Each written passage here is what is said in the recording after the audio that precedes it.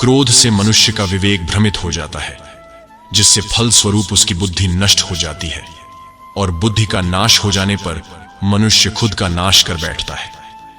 अहंकार के वृक्ष पर विनाश का ही फल लगता है। मनुष्य अपना निर्माण और विनाश स्वयं ही करता है। यदि कोई भरोसा तोड़े तो उसका भी धन्यवाद करें, क्योंकि वह हमें सिखाता है कि भरोसा बहुत सोच समझ कर करना चाहिए। जिसकी मति और गति सत्य की हो, उसका रथ आज भी श्री कृष्ण चलाते हैं। किसी का अच्छा ना कर सको तो बुरा भी मत करना, क्योंकि दुनिया कमजोर है, लेकिन दुनिया बनाने वाला नहीं। मन की शांति से बढ़कर इस संसार में कोई भी संपत्ति नहीं है। अहंकार में डूबे इंसान को ना तो खुद की गलतियां दिखाई देती हैं और ना दूसरों की अच्छी बात। जो कुछ भी तुमसे छीना जा सकता है, समझना तुम्हारा है ही नहीं। बुरे हालातों में समय और भगवान दोनों पर विश्वास रखे। समय कोयले को हीरा बना देता है और भगवान रंग को राजा। जिंदगी में जो कुछ भी होता है अच्छे के लिए होता है। बुरा वक्त इसलिए आता है ताकि हम अच्छे वक्त की कीमत जान सके, और लोग इसलिए बदल जाते हैं ताकि हम उनके असली चेहरे पहचान सकें कि वो क्या थे और हम उन्हें क्या समझ रहे थे।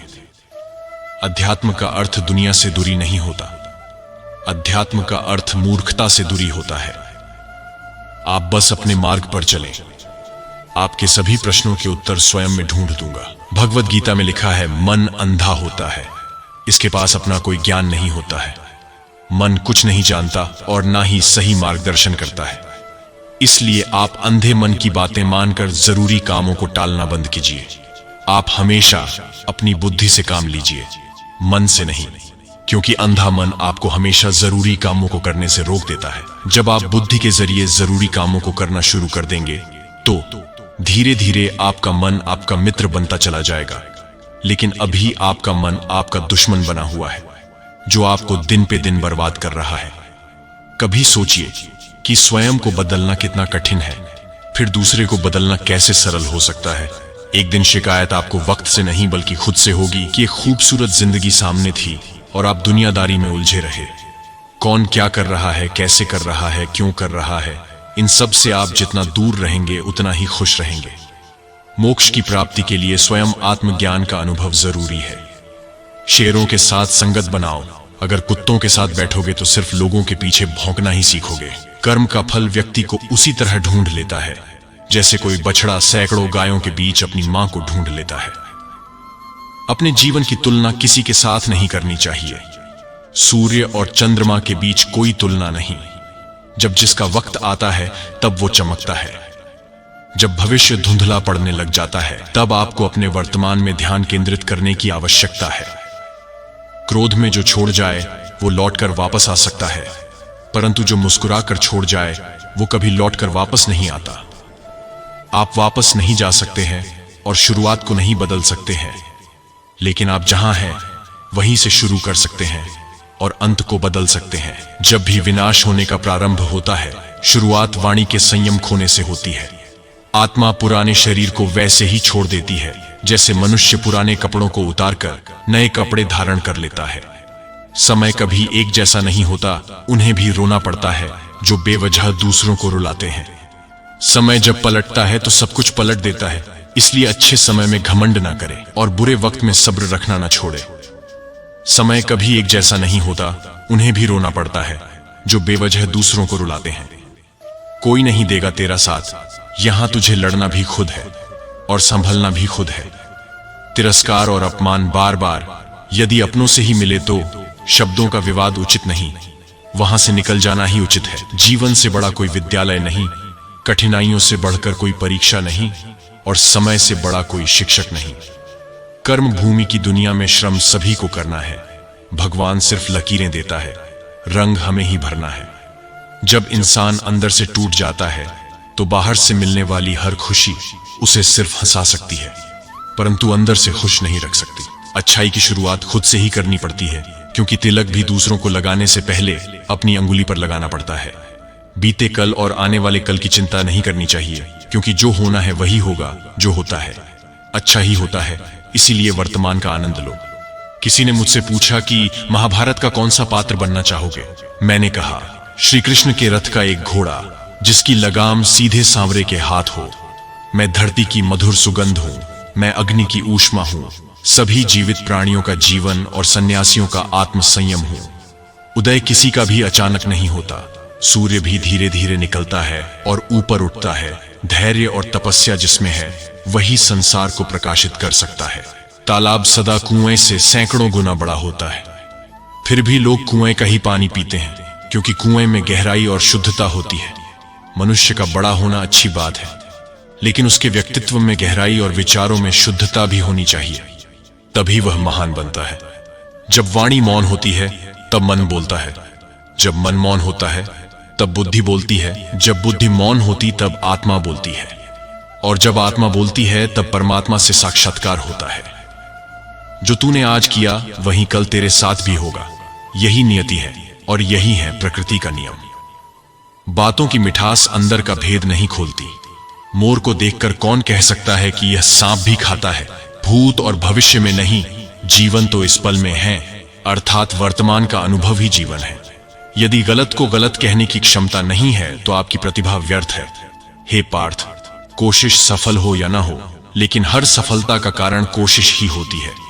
पूरी दुनिया को जीत सकते हैं संस्कार से, और जीता हुआ भी हार जाते हैं अहंकार से। ऐसे व्यक्ति को संभाल कर रखिए जिसने आपको यह तीन भेंट दी हो, साथ, समय और समर्पण। जिसकी मते और गति सत्य की हो, उसका रथ आज भी श्री कृष्ण चलाते हैं। कुछ खोकर लौटे या न लौटे, पर आपका कर्म अवश्य लौटता है, फिर चाहे वह अच्छा हो या बुरा। मैं किसी का भाग्य नहीं बनाता, हर कोई अपना भाग्य खुद बनाता है। आप आज जो कर रहे हो उसका फल आपको कल प्राप्त होगा, और आज जो आपका भाग्य है वह आपके पहले किए गए कर्मों का फल है। जिस डर से आत्मविश्वास की हानि होने लगे, उस डर का अंत करना आवश्यक हो जाता है। कोई आपका साथ ना दे तो निराश मत होना, क्योंकि प्रभु से बड़ा हम सफर कोई नहीं है। कोई हमारा बुरा करे ये उसका कर्म है, लेकिन हम किसी का बुरा न करे ये हमारा धर्म है। एक शांत व्यक्ति का दिमाग दुनिया में सबसे ज्यादा मजबूत होता है। क्रोध आने पर चिल्लाने के लिए ताकत नहीं चाहिए, परंतु क्रोध आने पर चुप रहने के लिए बहुत ताकत चाहिए। जो तूने आज किया वही कल तेरे साथ भी होगा, यही नियति है और यही है प्रकृति का नियम। नकारात्मक विचारों का आना तय है, परंतु यह आप पर निर्भर करता है कि आप उन्हें कितना महत्व देते हैं। हद से ज्यादा सीधा साधा होना भी ठीक नहीं है, क्योंकि जंगल में सबसे पहले सीधे साधे पेड़ों को ही काटा जाता है और टेढ़े पेड़ों को छोड़ दिया जाता है। केवल जीतने वाला ही नहीं, बल्कि कहां पर हारना है ये जानने वाला भी श्रेष्ठ होता है। उपवास हमेशा अन्न का ही क्यों? लोभ, लालच, चुगली, काम, क्रोध, गंदे विचारों का भी होना चाहिए। कोई कुछ भी बोले, स्वयं को शांत रखो। धूप कितनी ही तेज हो, समुद्र सूखा नहीं करते। जहां हार की कोई संभावना न हो, वहां जीत का कोई अर्थ ही नहीं है। मैदान में हारा हुआ इंसान फिर से जीत सकता है, लेकिन मन से हारा हुआ इंसान कभी नहीं जीत सकता। संसार में परेशानी देने वाले की हस्ती कितनी भी बड़ी क्यों ना हो, पर भगवान की कृपा दृष्टि से बड़ी कभी नहीं हो सकती है। जो हो रहा है उसे होने दो। तुम्हारे ईश्वर ने तुम्हारी सोच से बेहतर तुम्हारे लिए सोच रखा है। आप कोई भी हो, संसार में आए हैं तो संघर्ष हमेशा रहेगा। कृष्ण ने हर परिस्थिति को जिया और जीता। प्रभु श्री कृष्ण कहते हैं, परिस्थितियों से भागो मत, उसके सामने डटकर खड़े हो जाओ, क्योंकि कर्म करना ही मानव जीवन का पहला कर्तव्य है। हम कर्मों से ही परेशानियों से जीत सकते हैं। दुष्ट इंसान की मीठी बातों पर कभी भरोसा मत करो, वह अपना मूल स्वभाव कभी नहीं छोड़ सकता। जैसे शेर कभी हिंसा नहीं छोड़ सकता, वैसे ही ये शेर रूपी मानव भी हिंसा नहीं छोड़ सकता है। श्री कृष्ण कहते हैं, मौन रहना अच्छा है, परंतु अन्याय हो तब नहीं। बुरा लग जाए ऐसा सत्य बोल दो, लेकिन सत्य लगे ऐसा झूठ कभी मत बोलो। कष्ट और विपत्ति मनुष्य को शिक्षा देने वाले श्रेष्ठ गुण हैं। जो साहस के साथ इनका सामना करते हैं वे अवश्य विजय होते हैं। यदि तुम्हारे अंदर खुद को बदलने की ताकत नहीं है तो तुम्हारा कोई अधिकार नहीं है कि तुम भगवान की या भाग्य को दोष दो। श्री कृष्ण कहते हैं कि हे अर्जुन, सफलता और असफलता के मोह को त्याग कर अपने कार्य को पूरे मन से संभव से करो। संभव की इस भावना को योग कहते हैं। अपनी इच्छा शक्ति के माध्यम से अपने आप को नई आकृति प्रदान करें। कभी भी स्वयं को अपनी आत्म इच्छा से अपमानित न करें। इच्छा एकमात्र मित्र होता है स्वयं का, और इच्छा ही एकमात्र शत्रु है स्वयं का। हर छोटा बदलाव बड़ी सफलता का कारण होता है, इसलिए परिवर्तन से भयभीत नहीं होना चाहिए। पराजय तब नहीं होती जब आप गिर जाते हो, पराजय तो तब होती है जब आप उठने से इनकार कर देते हो। उस दिन हमारी सारी परेशानियां खत्म हो जाएगी, जिस दिन हमें यकीन हो जाएगा कि हमारा सारा काम ईश्वर की मर्जी से होता है। अरे वो गम में डूबे पागलों, थोड़ी सी दिक्कत क्या हुई डिप्रेशन में चला गया। खैर, तुम तो मानव हो। यहां तो श्री कृष्ण से कितना कुछ छूटा। पहले मां छूटी, फिर पिता छूटे, फिर जो नंद यशोदा मिले वे भी छूटे, संगी साथी छूटे, राधा भी छूटी, गोकुल छूटा, फिर मथुरा छूटी।